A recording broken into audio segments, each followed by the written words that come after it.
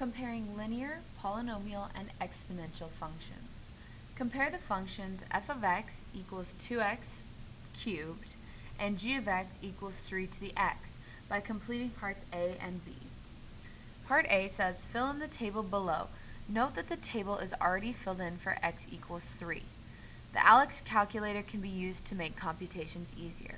Now this is one that you probably can use your own calculator for as well, so I'm going to go ahead and do that. First, I'm just going to fill out the left side column here. So I see that my function is 2 times x cubed, but instead of putting x, I'm going to plug in 4.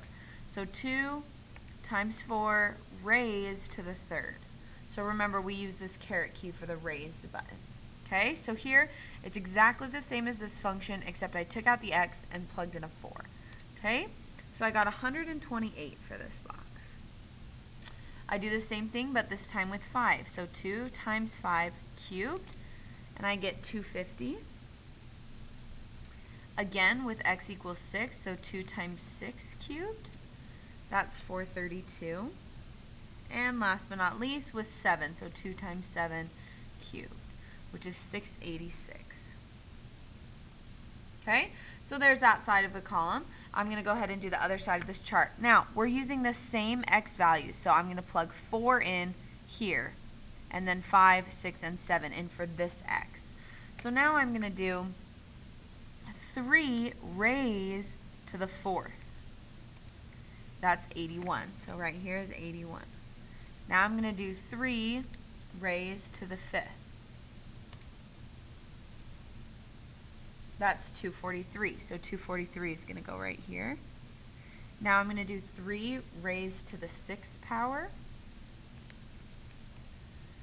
That's 729. And 3 raised to the 7th is 2,187. All right. So part A, all we have to do is take these numbers for x and plug them in for x in each of these different functions. Okay, so now we have a chart that we can use to compare these. So part B says for x greater than or equal to 6, the table suggests that f of x is something, sometimes, always, or never less than g of x. So the first thing that I want you to think about is this important part right here. X is greater than or equal to 6. So we're going to be looking right here, starting at 6 and beyond.